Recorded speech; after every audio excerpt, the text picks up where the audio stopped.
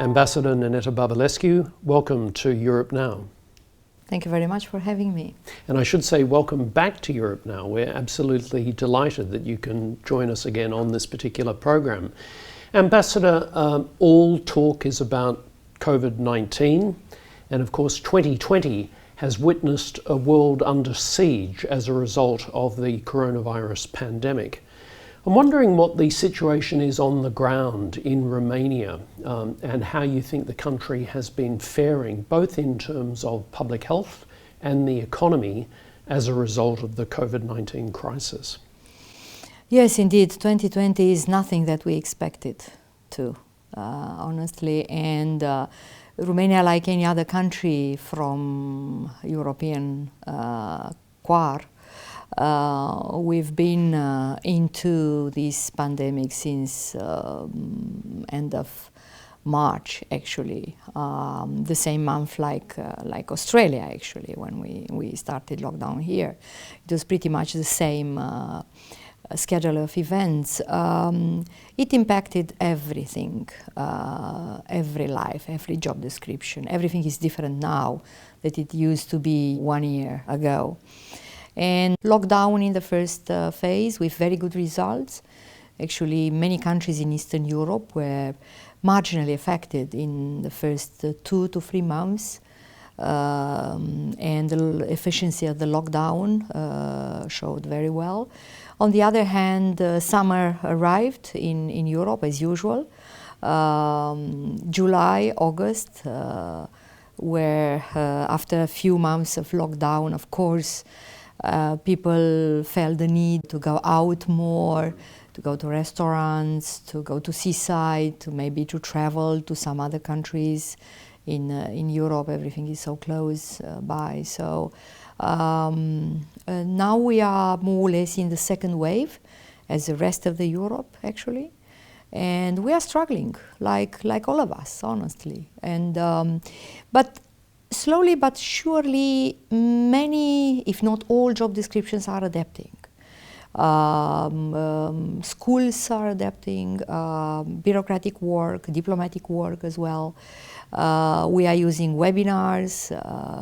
I'm very happy that I'm here, actually, flesh and blood, live, because usual over the last months we are used with doing a lot of diplomatic work via virtual platforms and VTCs, which is good. But then, of course, it's not enough. In particular, in some job descriptions like diplomatic work.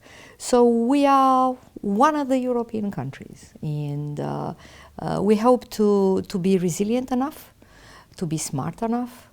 We are part of the international effort to identify the right vaccine. So we are interested to follow the lead of other countries and the researchers everywhere. So yeah, but I guess for the next year or so, we need to adapt and to have a life pretty much comparable, at least in terms of what we need to do, if not in terms of means of what we need to do.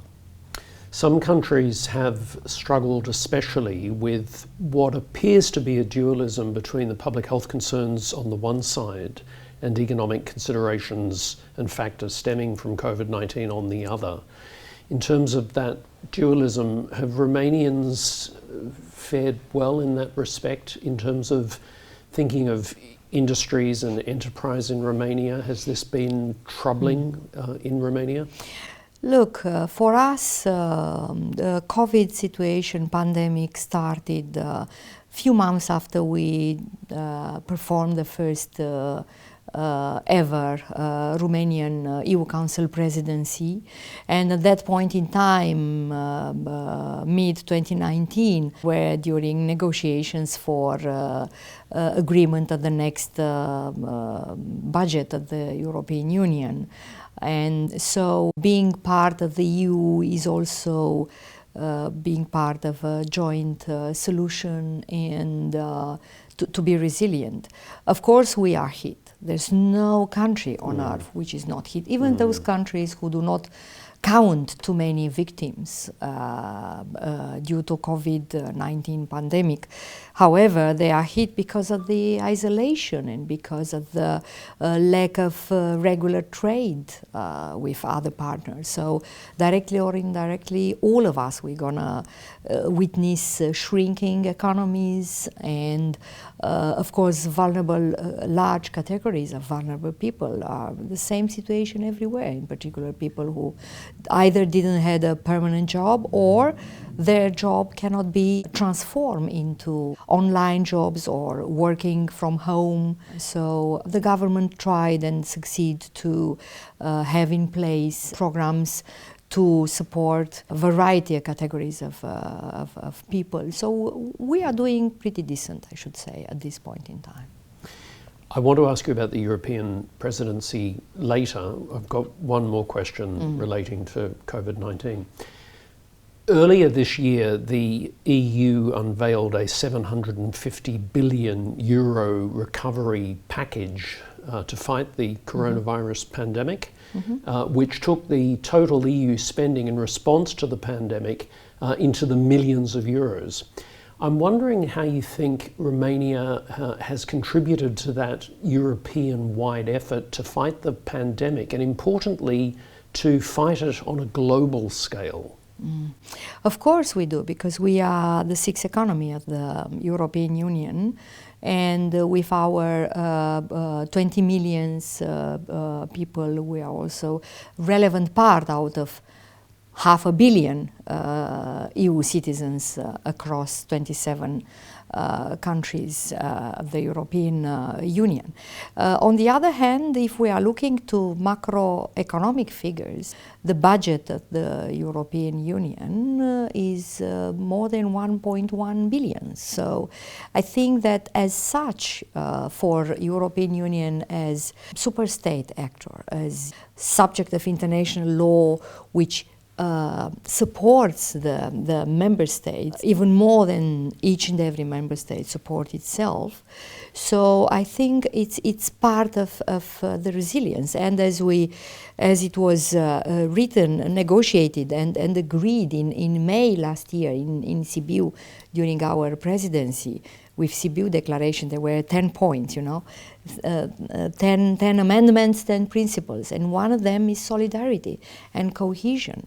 So finding joint solution also with impact for each and every European Union citizen, no matter if he or she is living in Constanța, in Galați, or in Paris or in Copenhagen. So yes, we are part of this European concert, and I remain very optimistic about the solutions jointly that we are negotiating and we are find out for our economy. Plus EU, of course, is an important strategic partner for Australia, like-minded to a larger extent, perhaps one of the largest extent in this part of the world. And yes, I think going on with bilateral contacts with our free trade agreement negotiations, which are on track, even if they moved online as part of our work as well. I think soon we're going to witness, perhaps next year, if I'm a little bit optimist here,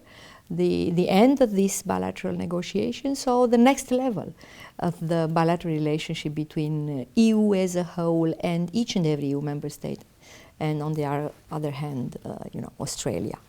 So it's...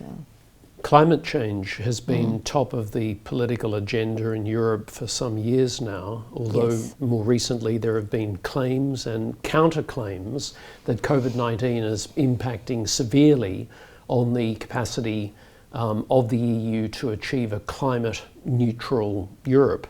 Most recently, the EC president has recently argued that no, all is on track for the EU to be carbon neutral by 2050.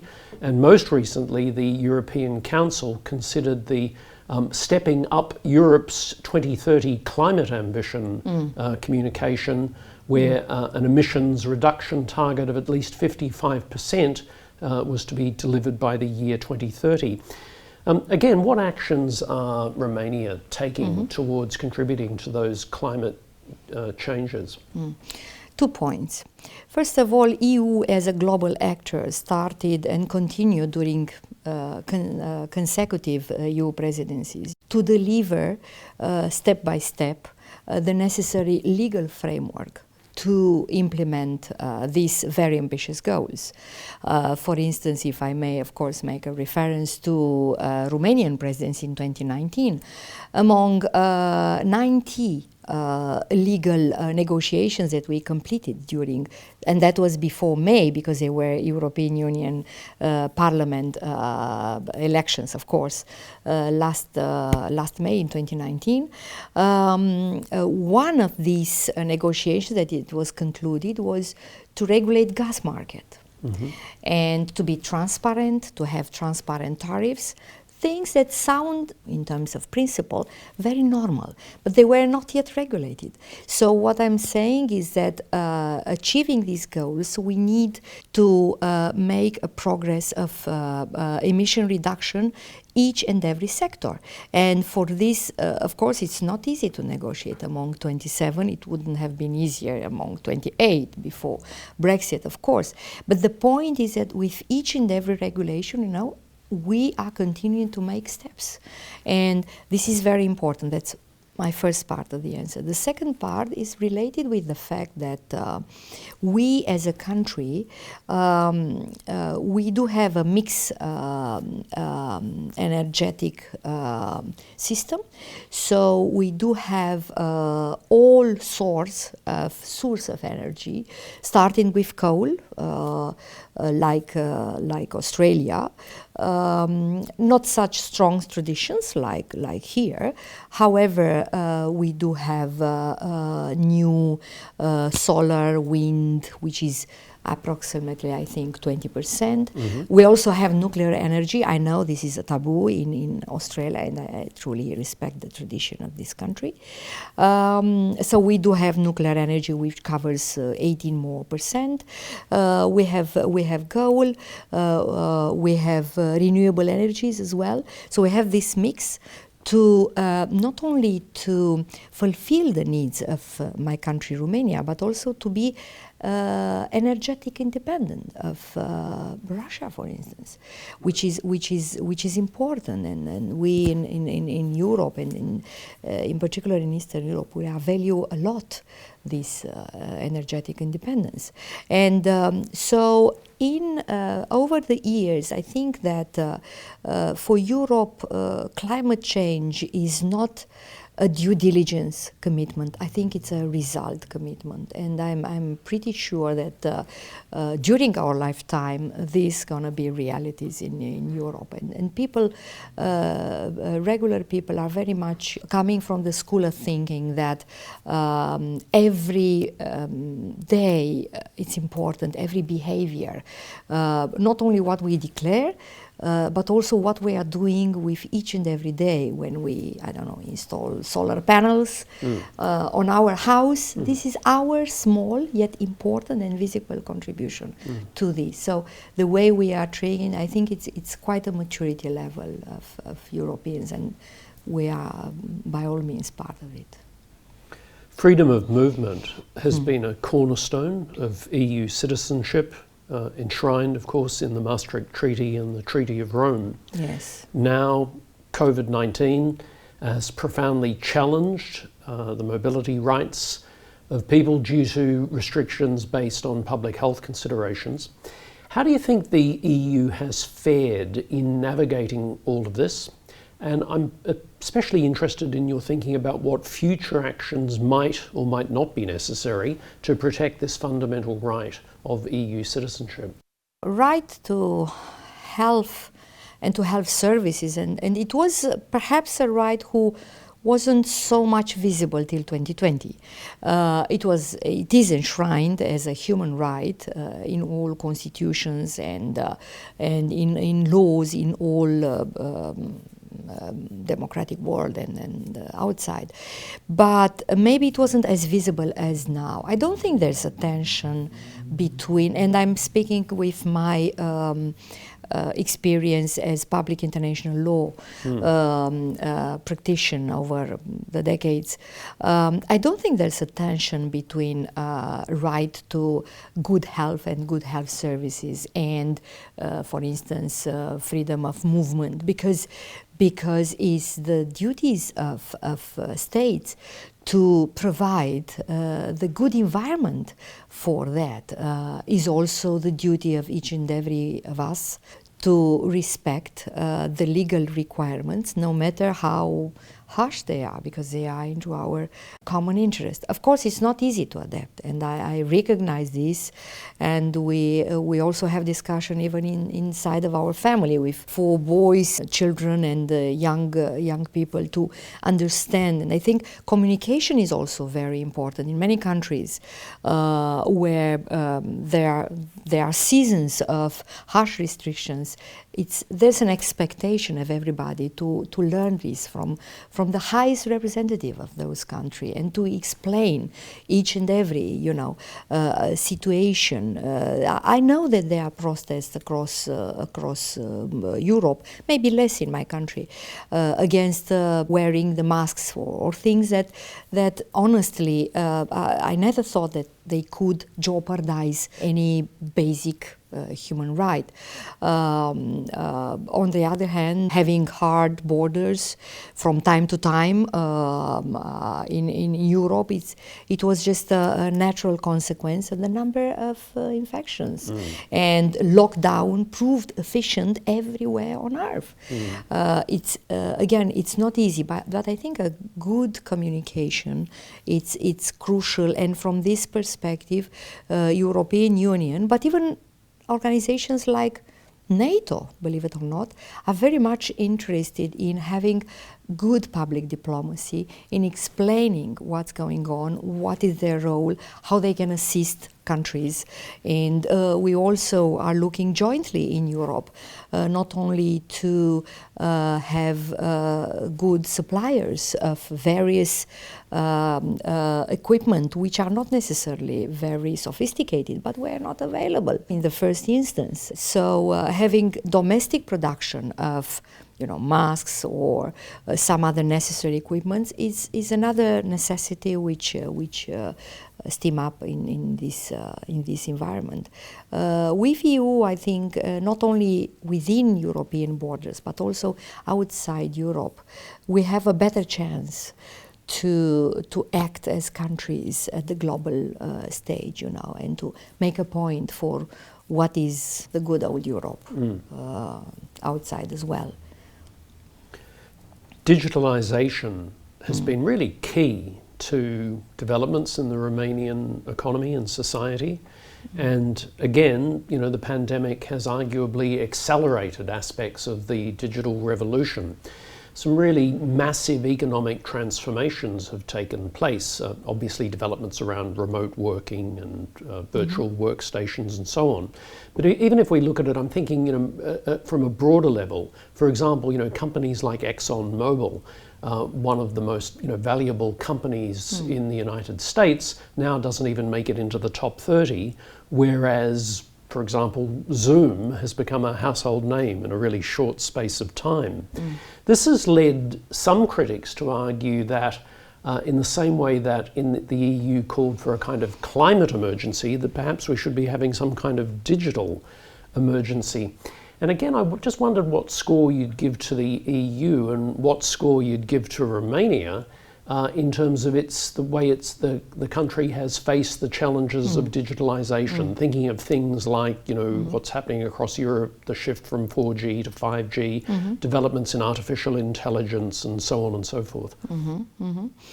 Look, it's a work in progress everywhere on earth. That's a reality. Even during our EU presidency, we adopted key EU legislation in progressing EU digital agenda as a whole. On the other hand, in Europe, in our country, we had the first generation of people surfing on internet. We are top 3 up to top 5. It depends depends on the year, of countries worldwide in terms of upload and download speed of internet. In my country, for instance, and I think to a certain extent in Europe as a whole, internet is perceived as a utility, like gas, like electricity, like water. So it's part of a human right, to have not only internet access, but to be affordable, no matter where you are, what you are doing, how your life is looking like. In my country, for instance, 70% of the GDP is coming from IT as a whole, from IT field. So that's huge. Yeah. It equals agriculture, for instance. Even I think almost 2 years ago, one Romanian company, namely Bitdefender, and I'm saying the name because you said the name of the American company.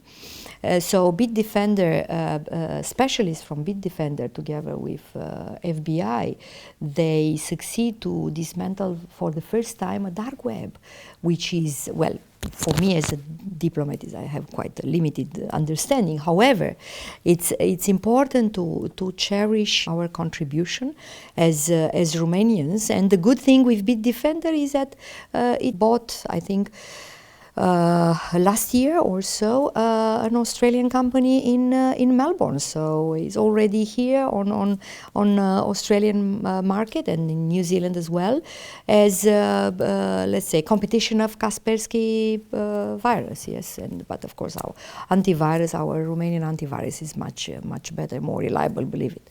So you need to try it if you didn't do it so far.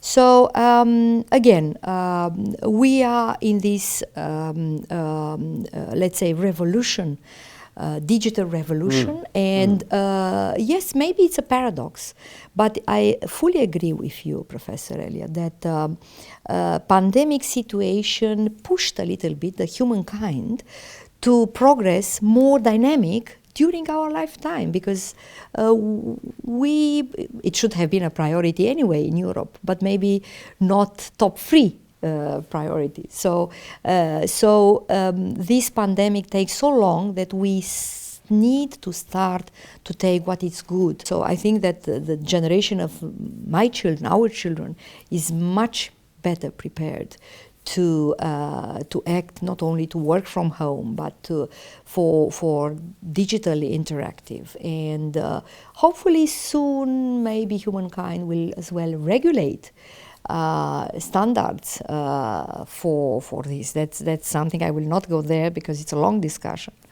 And but I know that more or less countries who share the same values, like EU countries, like Australia, like New Zealand, some other countries are interested, sooner or later to adopt standards in terms of, as we do have in real life, also to adopt international standards in terms of everything is going on online and virtual life.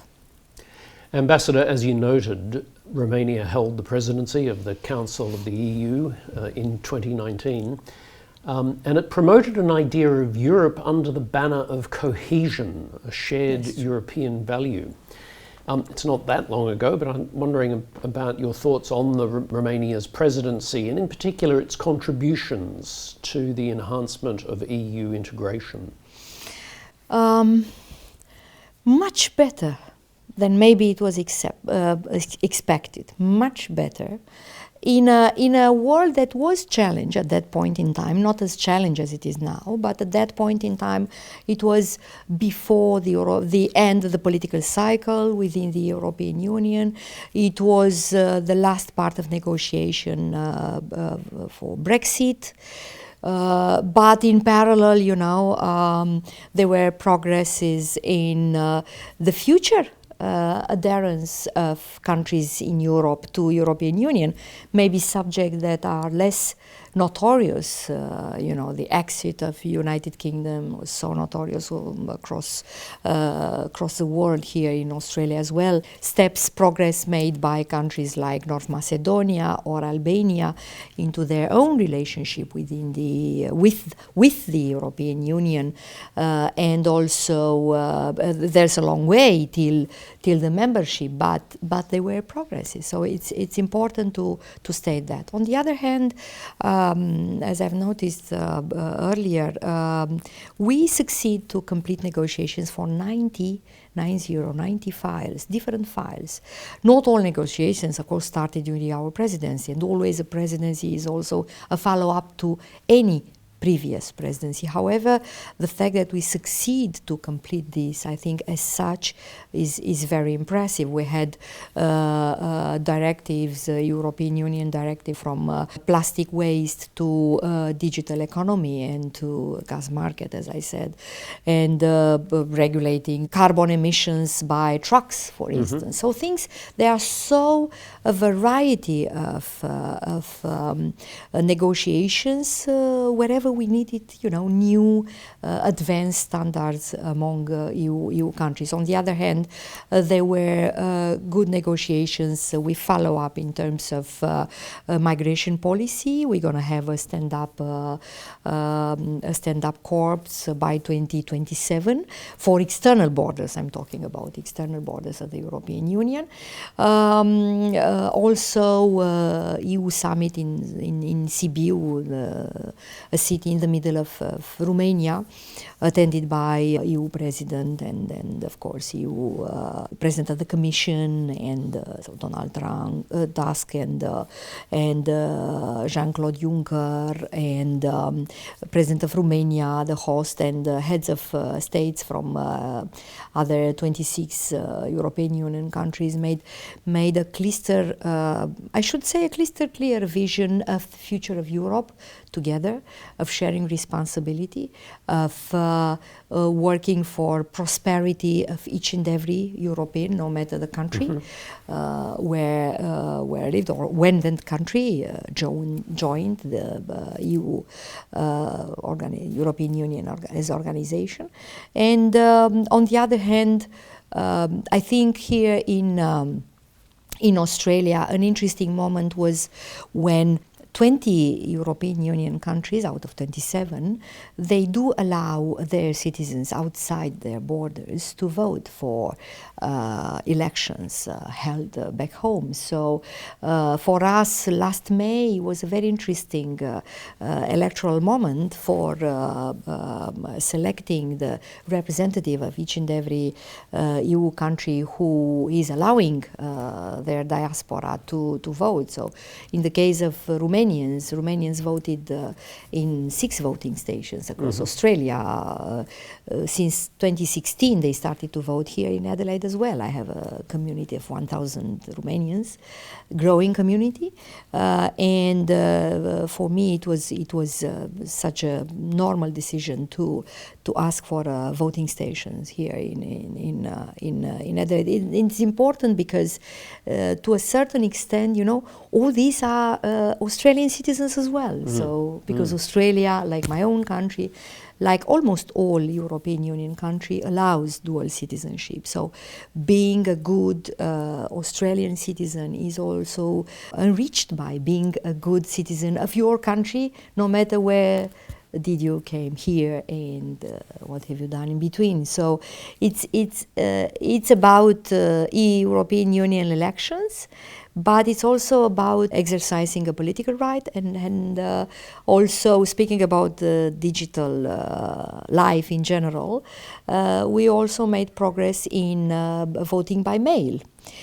It wasn't the first time, but with each and every electoral process, we are progressing into voting by mail as being more, even more secure and more and healthier under COVID circumstances. So, and now we are preparing for general elections, for parliamentary elections, early December for Romanian Parliament. So.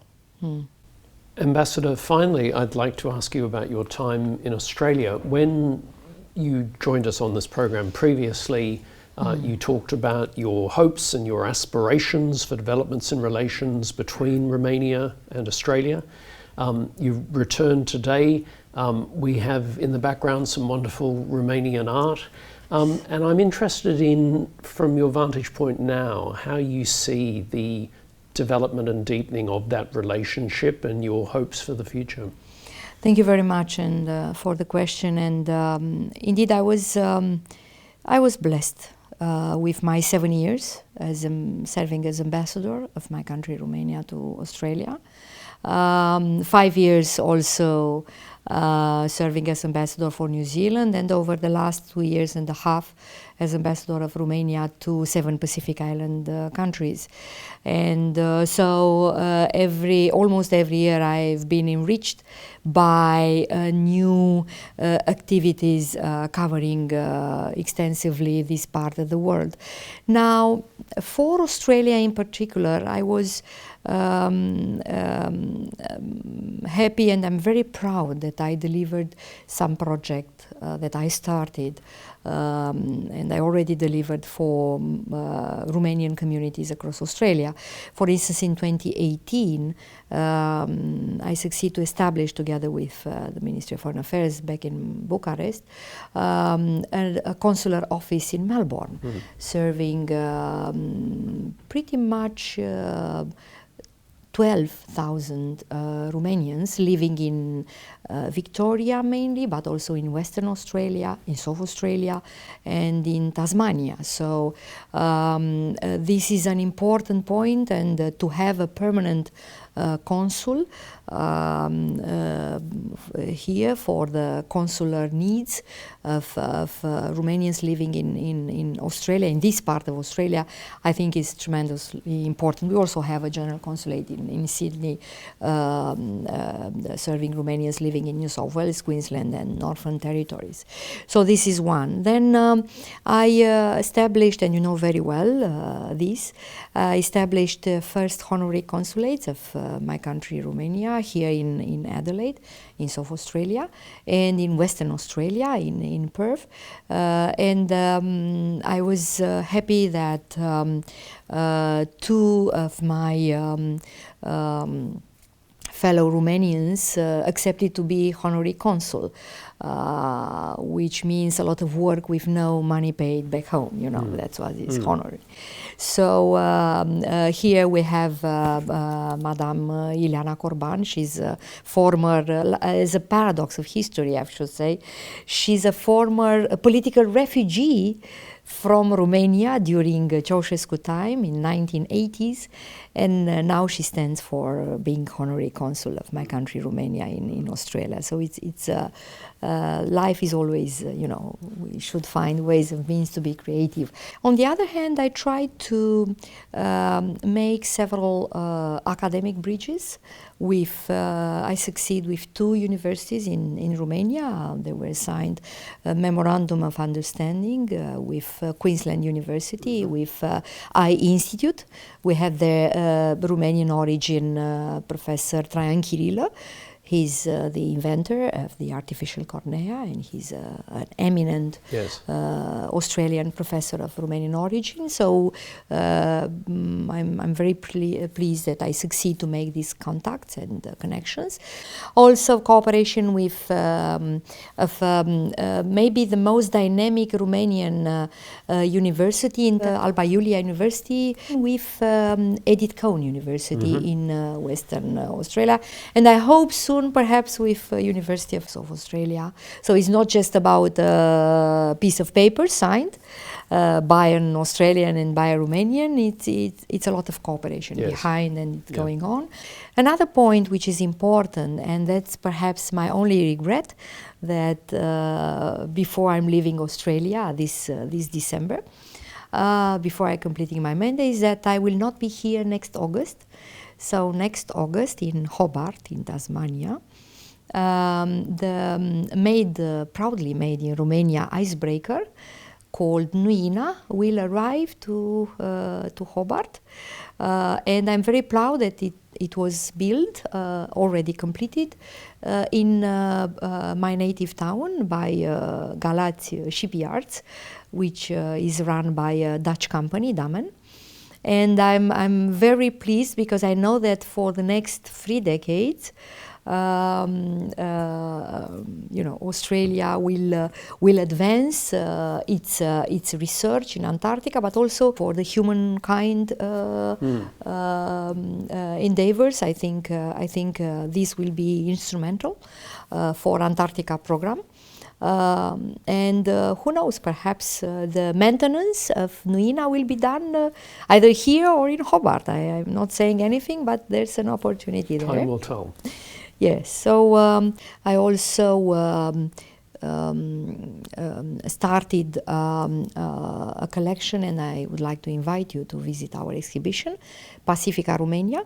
It shows very interesting cultural similarities between Romanian culture, even pre-Christian traditions in my country, and of course over the last 2,000 years, with Aboriginal cultures in Australia or with Melanesian cultures across the Pacific.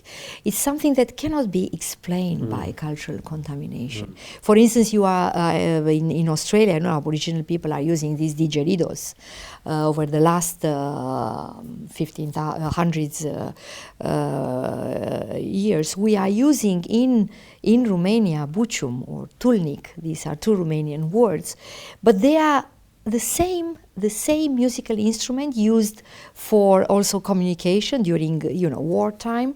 We are using over the last 2,000 years this, and of course it's not the same plants that it used to be done, obviously, but it's precisely the same thing. So it's so similar that you cannot but think that actually, no matter where we are living, on the earth, we do have much more in common that we have as a distinction. So that's why I hope you will be able to visit it Yep, with pleasure. Ambassador Bărbulescu, thank you for joining us on Europe Now, and we wish you well. Thank you very much. Keep healthy, keep blessed, and congratulations to you, Professor Anthony Elliott, and to University of South Australia for what you have done over the decade or so to a better understanding of continental Europe and of advancing fair bilateral relations of Australia with all our countries. Thanks so much, Ambassador. Thank you.